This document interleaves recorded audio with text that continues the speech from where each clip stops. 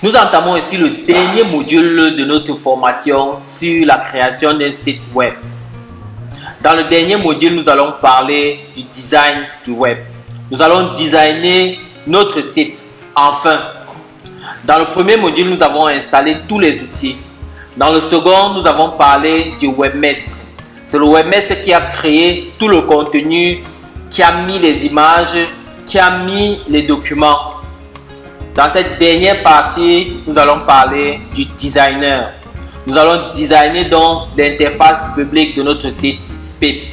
Nous allons passer au design de notre site web.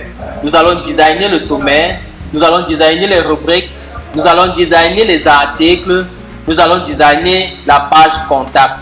Vous allez vous rendre compte qu'au niveau des rubriques, on doit avoir des designs différents pour des rubriques différentes. C'est quelque chose d'assez exceptionnel et spécial chez SPIP. J'espère qu'à la fin de cette vidéo, vous pourrez vous-même quitter de l'idée de projet de création d'un site à la création complète d'un site SPIP. Cette vidéo est subdivisée en plusieurs parties. Nous allons parler d'abord du métier du designer.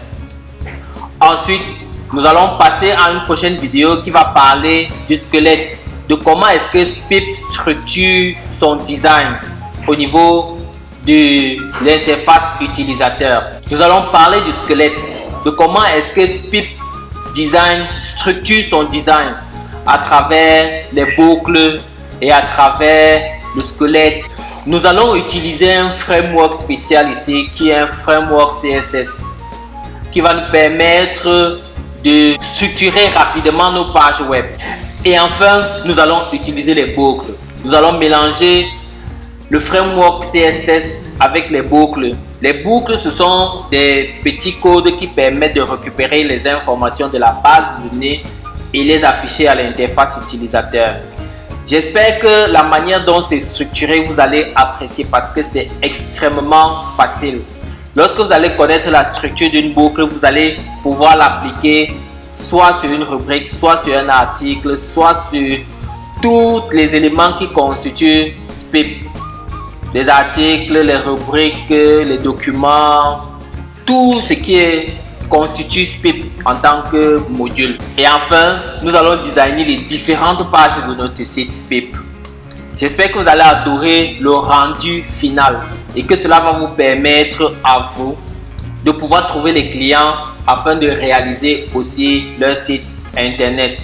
Passons à l'explication de c'est quoi un designer web. Le travail du designer, c'est quoi? C'est quoi le métier du designer? Le métier du designer, son rôle, c'est de définir la charte graphique d'un site internet. C'est lui qui construit les maquettes. Il peut proposer les logos si l'entreprise n'en a pas déjà. Le designer doit développer le site de manière responsive pour qu'elle puisse s'adapter autant sur les PC, sur les tablettes que sur les téléphones mobiles. Donc le rôle du designer, c'est d'élaborer une charte graphique adaptée aux besoins du marketing et au positionnement de l'entreprise dans le marché. Le rôle du designer est de veiller au bon respect des contraintes et problématiques du design d'une entreprise. Et ça se voit aussi à travers son site internet. Au niveau de la conception des maquettes, c'est lui qui fait le choix des couleurs, l'agencement entre les couleurs, la disposition des éléments au niveau de la page. C'est lui qui conseille le client sur les différentes couleurs que le client pourra utiliser pour son entreprise et par rapport à ses concurrents. Le designer peut assurer le suivi du site web après sa mise en ligne. Donc, quelles sont les compétences requises d'un designer? Un designer doit maîtriser les langages de programmation comme le HTML, le CSS, le JavaScript. Il doit maîtriser les outils de graphisme comme Photoshop ou bien tout outil qui va lui permettre de créer une maquette web. Il doit avoir une bonne compréhension des enjeux du web. Passons immédiatement à la prochaine vidéo. Dans cette vidéo, nous allons structurer le dossier dans lequel nous allons designer notre site web.